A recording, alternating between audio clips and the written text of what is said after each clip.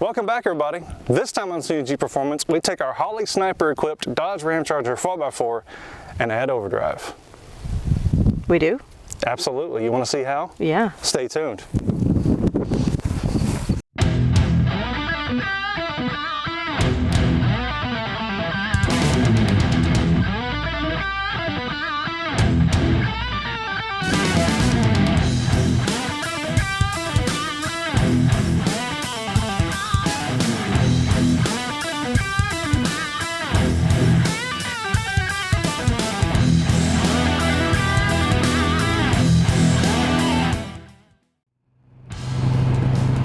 For those who may not know, this is our 84 Dodge Ramcharger Prospector 4x4, better known as Tater.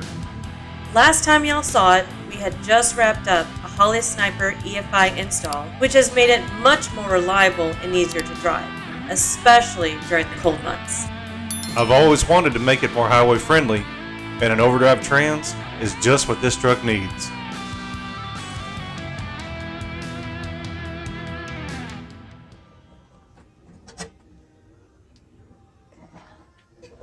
And that third one's way up on like the 11 o'clock.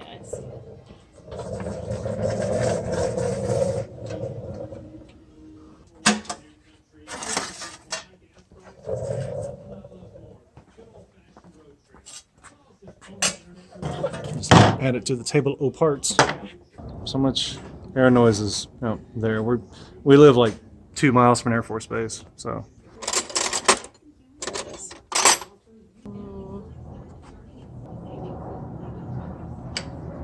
Locked down where it won't go nowhere. They do have backups, so what is that, 5/8?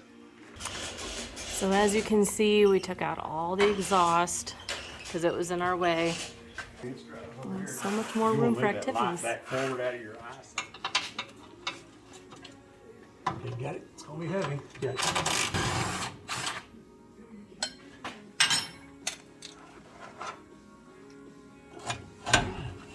Is it? Mine. Catch. Oop, dropped the rubber. We'll need that back. Oh, I dropped the other one. There, just like I did the other side. Got tension, so ratchet your way. Actually, give me some back so I have a good loop. There we go.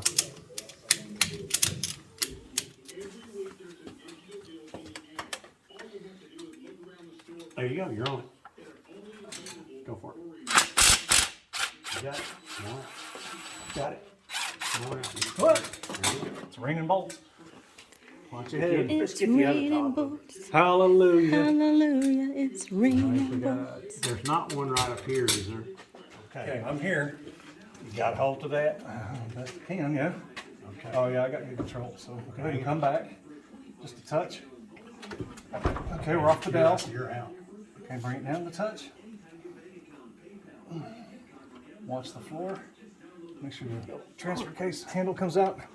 Transfer case handle's clear of the Is floor. it clear in the front? Watch the dipstick tube. Okay. Okay. Clear in the frame rail. If we need to come back, let's come back. Come back just a little bit and then hold up. How much? We got a little bit of slack. Bring it down a little more so we can get it down to eye level. Coming down. Come on down. Come on down. Okay, stop. Let's get around. Okay, cool. Tell you what, push the jack over towards me a touch. That way? There you go.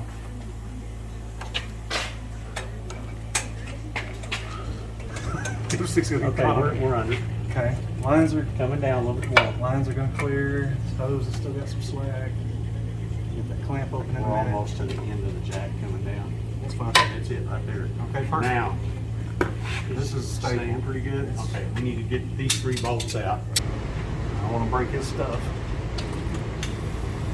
Okay, here we go. Now, just hold tight. Come on. It takes a minute for it to bleed off. Lord of mercy. Ricky told me it wouldn't come down that fast. He said it would come down easy. He lied. Liar, liar, pants on fire. That's fine. Bring it on down. We're good. We're good. We're good.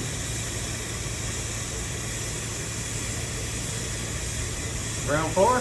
Almost. Almost. We're there. That's it. Now we roll it out underneath here. Yes, sir. All right, everybody clear? Yep. Okay, coming out to my side. Here's the smart thing. I'll open the deal back up and start the fork wheel. Crane. It won't come this way. No, but we can go to it. I come to you. Yeah. Get this thing turned in the right direction. Here we go. I got a lot of control over this thing from here. Okay, we have a short strap to hook this.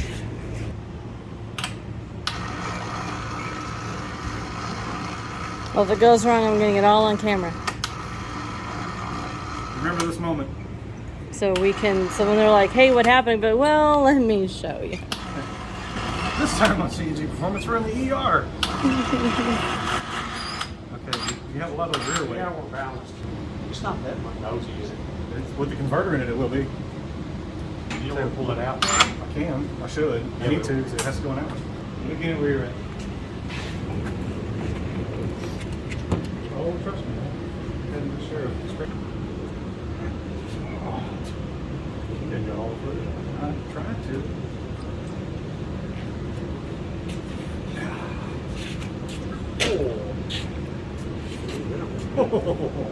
See all that brazing right there on the impeller? This is not a factory converter either. Let's see, let me get back here. We're gonna bet. What do you think? Nose heavy or tail heavy? I think it's gonna be a little nose heavy. I'm gonna say tail heavy. Just Okay.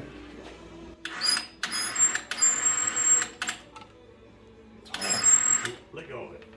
Yeah, you're right. Hold down on it. Yeah. Can you pull on that?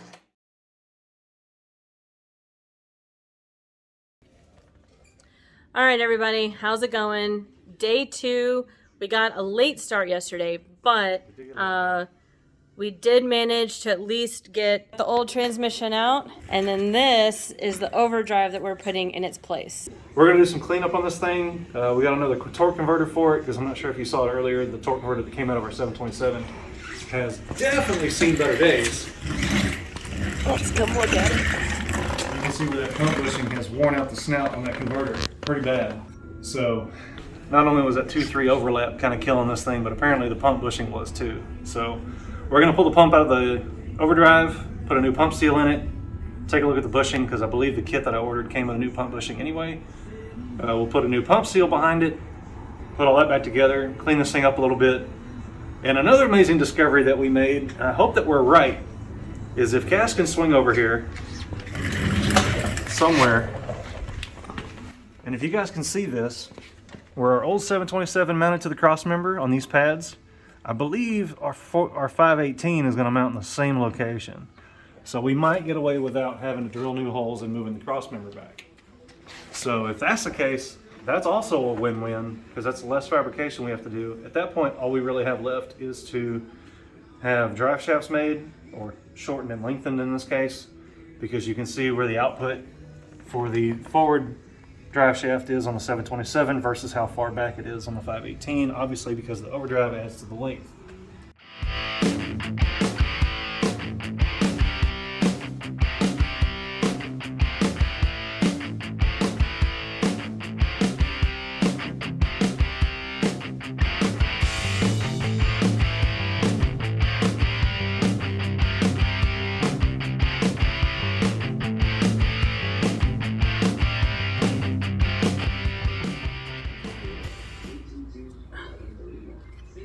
My phone's ringing.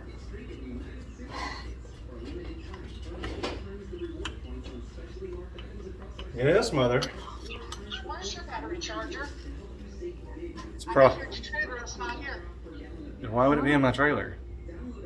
It's You said that the charger's sitting on your plugging in something. back in the garage. Oh. Okay. Why does she need it? This truck won't start.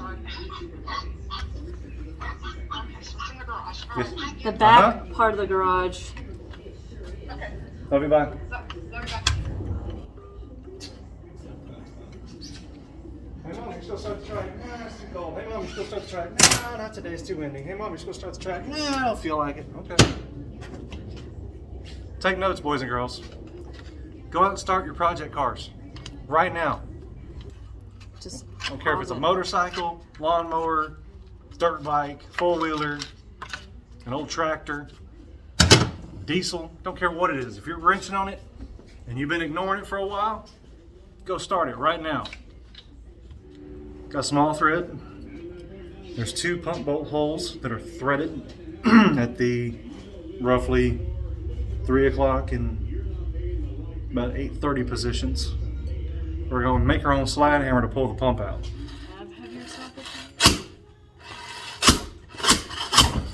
There it goes. That would be why. That's exactly why. It doesn't look like it's in that bad a shape. The pump pushing doesn't even look that bad. It's got a few scars on it, but nothing really awful. Gasket's still in pretty decent shape. Set this over here.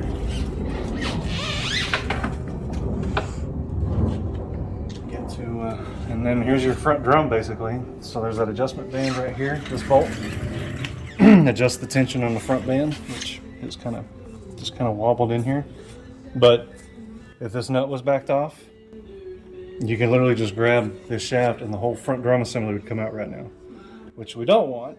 We'll leave that there, leave it alone. Instead, we'll just decorate this thing with some new seals, new gaskets, and send her right back on in. You having a good time there, photographer? Mm-hmm. Be even better have like a little person in here. You are a little person in here. To you, yes. I'm talking about, like a nephew or something. We could be like, hey, here. You're the one. Follow us around with this camera. Listen, if anybody's got free labor just wandering around the house with nothing to do. Well, they're in school right now. That's true. Well, come this summer, we're putting a little folks to work. We can put them to work. That's it. I peel this off in one piece. I do have a new one, but come on. There we go. We're not going to use the Wheel of Death. Classic Transmission Solutions. They'll send you your parts in a pizza box. It's always nice. And they don't cut any corners when it's time to wrap stuff up, man. They got Ziploc bags wrapped in bubble wrap. You can smell the hugs in here. Like, they really care about your stuff. It's a good bubble wrap. I know, it's a big thick stuff. It's stuff they should sell in nursing homes. Keep them folks entertained for hours. You're going to be in one. Listen, can we talk some about that point. another time? Just saying. Anyway, look, they got us a new filter here. Nice. They give you everything. And a new gasket. And a new can gasket, so we're all set.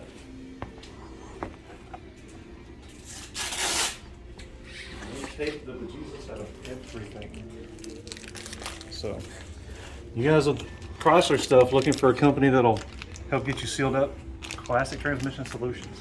And if you want to know where I got the tips or the ideas to make this thing shift on its own hands-free, go to transmissioncenter.net. I'll put the link in the description. They cover everything that has a valve body, and even a lot of things that operate with a clutch. If you're looking to do a transmission swap into a vehicle that didn't come original with that one, like in our case, we're doing an overdrive swap in a truck that never had one, they're the people you want to talk to. I know a lot of you out there are probably screaming, use a seal puller. Yeah, I don't have one.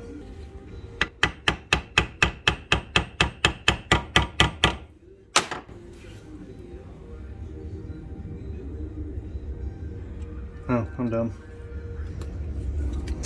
Figure it out eventually. Oh, maybe it's dead perfect.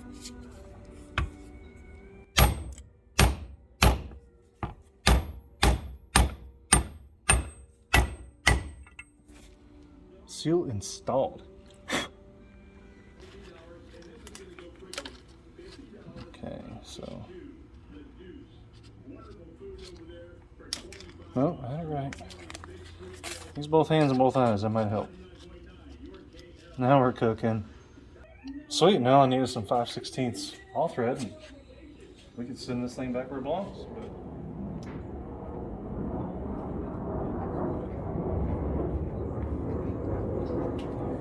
And this one's not. Grab our pump. Vent facing up, of course.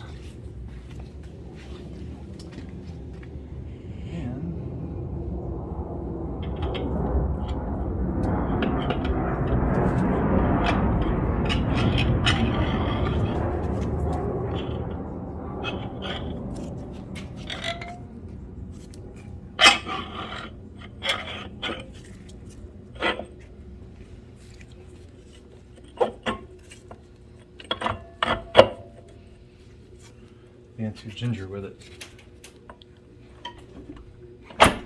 Oh, yeah. Send her on home.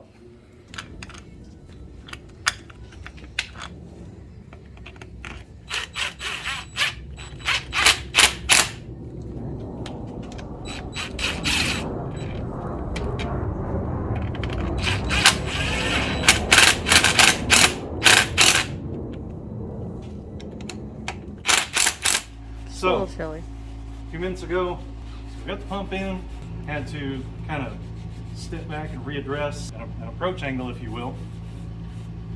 Why do we have to do that, honey? So, remember when we told you guys this converter, this is the one that we took out, right? We said we're replacing it. Well, the one that we took out is a 10-inch, meaning it is 10 inches in diameter for the holes, the bolt holes, right? So these bolt holes are 10 inches in diameter from each other. On the old one. On this one, they're 11 inches. So we realized we had to get a new flex plate. Luckily, my husband was able to find an 11-inch flex plate. This is the 10-inch that came off the truck. And then this is one of the 11 inches that we found. The other one is actually already bolted up. Let's go with that. So we've got a new to this truck 11-inch flex plate. Got it bolted in. And we just got done taking off some weights off of this torque converter. So this torque converter came out of a 360. So if you don't know, 360s are not internally balanced. You have to externally balance them, which means on the torque converter, you'll add weights to make sure that the engine, transmission, everything is well balanced. On the 318 that we have in the truck right now, 318s are internally balanced. Therefore, we don't need the weights. So we were able to get the weights off, and you have to be really careful with this because the weights are welded on. So when you're trying to get them off, you have to make sure you're not gonna cut into the torque converter material. So we were able to get those off fairly easy with some grinding and a punch. Before we get too carried away, bring you guys around, show you what I'm working on. So on the passenger side of the transfer case, just ahead of the transfer case shift control, is a pressure port right here. And what we're gonna do is we're gonna use that as one of our means to control the overdrive. So we're gonna take the plug out of it. Went to the hardware store the other day because I've done this before on our red truck. Got us a 90-degree NPT, 1/8-inch pipe fitting. And I got two different stretches. I got a 2-inch and a 3-inch straight run with a union. We can run our fuel pressure transducer into it, or our fuel pressure safety cutoff switch. That is adjustable. So the way I'm thinking is it's going to live somewhere down in this neighborhood, which will be kind of at a down angle. I can still access it to adjust it if we need to. Let me hit that with the death wheel and we'll reconvene.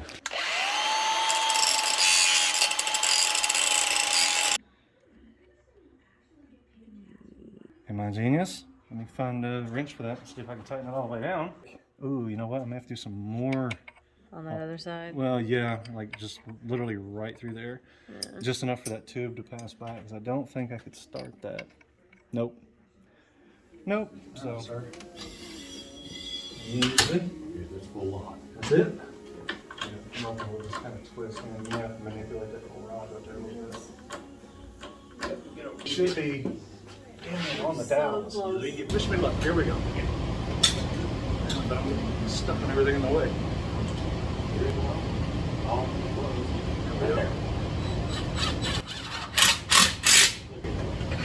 Boom! Okay, I'm gonna bring it up a little bit. If it lets me over. It's so close. Oh, hey. If we take these two bolts out right here, look where the hole is right there. It'll work. And then when we unbolt this, this whole plate will slide that way and line up your rubber grommets. God, I hope so. And then this is the only thing we got to worry about. I love that. So, how much would it be to just elongate these two holes? Well, we could, or just cut them. Take a grinder and straighten them. Like, you know what I mean? Cut slots out. Then you just go in as far as you need. Yeah. Day 3. God, we killed it last night. So much progress. and actually a lot of good news too. So for those of you guys in the mid-80s Dodge truck market that might be looking to do something like this with your 4x4, take notes from us. The early 90s 4x4 units will fit your trucks with just the smallest bit of, fabrication. I thought it was going to be a huge ordeal trying to move the crossmember back, but man, we caught a break on that one. So this morning we're up here. I've had a set of headers that I was going to put on this truck for, God, I think like 5 or 6 years now. In fact, I think I may have even bought them when we were still in Germany. And I never got around to it. Number one, because, well, we were in Germany, we had a tiny little house, the house was huge, but the garage was tiny. Two, their laws in Germany about American vehicles is, well, let's just say it's biased.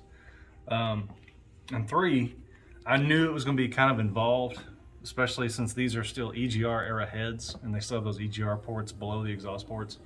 I wanted to do it at a time when we had the space and the resources to do so, which of course now we do. Danny called me about an hour ago. He got the drive shafts dropped off over at Chandler Machining. We're kind of back in the pack, but he's gonna try to get us cranked out today if he can. Go ahead and bring up the speed on that. I'll get this set up. So for the drive shafts, because the new transmission is so much longer. So this is the old one that we took out, right? The overdrive that we put in, basically the overdrive portion is up here, and then all this stuff gets shifted back about 4 inches. Because it's so much longer, this forward drive shaft has to be extended and the rear drive shaft has to be cut. And it was, I think we measured it, so the original drive shaft was 37 and some change, right? Right now, it's when it was fully collapsed, it was 37 and an eighth or something. And there was still, 2.5, 3 inches of travel that we needed to add into it. So this came off that other trans that we got. It's a glaring replica of what we're talking about. So this is the slip yoke. Typically in a transmission situation, the slip yoke would slide into the back of the transmission output shaft. But since this is a 4x4, those positions are fixed. There's no altering them. You just saw it on that 727 over there. Those are fixed positions. Well, since the front and rear axles are in locked positions, but they'll flex and move, you have to have a slip joint somewhere. So in these cases, they put it into the drive shafts. It'll come off the front differential. There'll be a male that's got mating splines, comes into it. And this allows for that travel as the suspension moves. So we have to take that into consideration when we're making our measurements.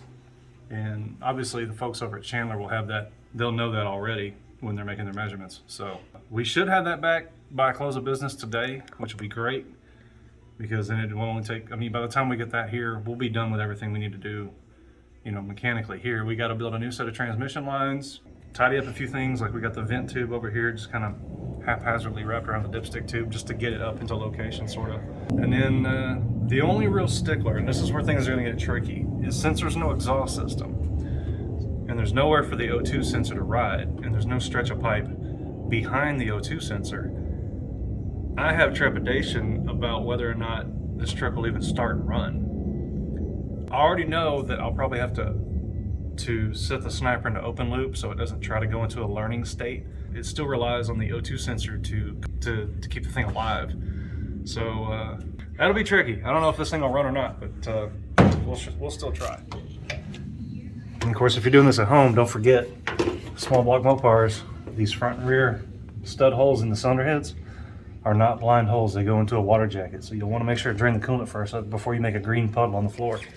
Which we did yesterday. And if your Ramcharger has a big block in it, well, ding, ding, ding, you win the grand prize.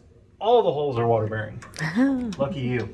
Oh, by the way, those of you with two-wheel drive, four-wheel drive, Ford, Chevrolet, Dodge, doesn't matter. If you own a truck and you plan on doing work like this, go to Summit Racing, get a set of these tire steps. They're the best $40 you will ever spend in your life.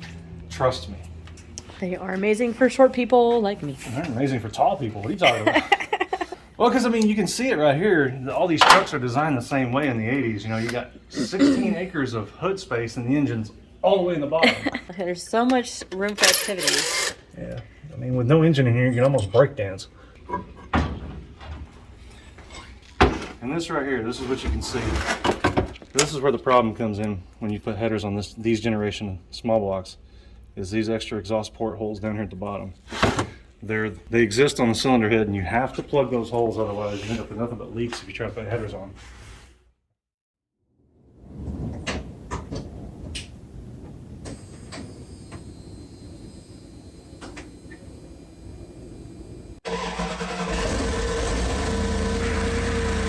The relief I felt when the truck fired first hit of the key, indescribable. And once we backed it outside, those open headers sounded so good.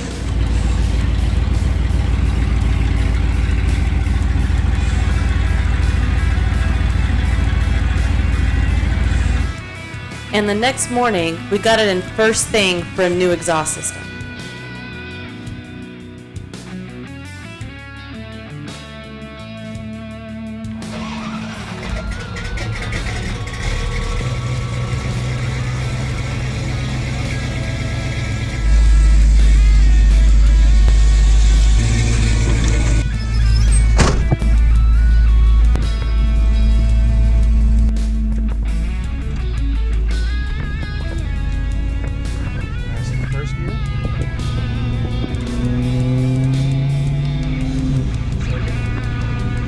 Once we finished up the wiring for the vacuum and pressure switches, we noticed overdrive wasn't engaging.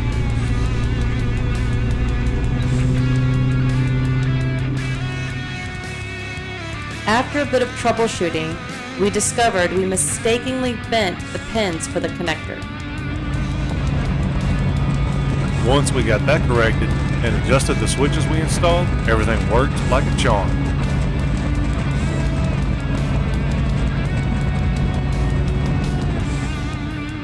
We're now cruising comfortably at 70 miles an hour, turning a lot less RPM than we were before.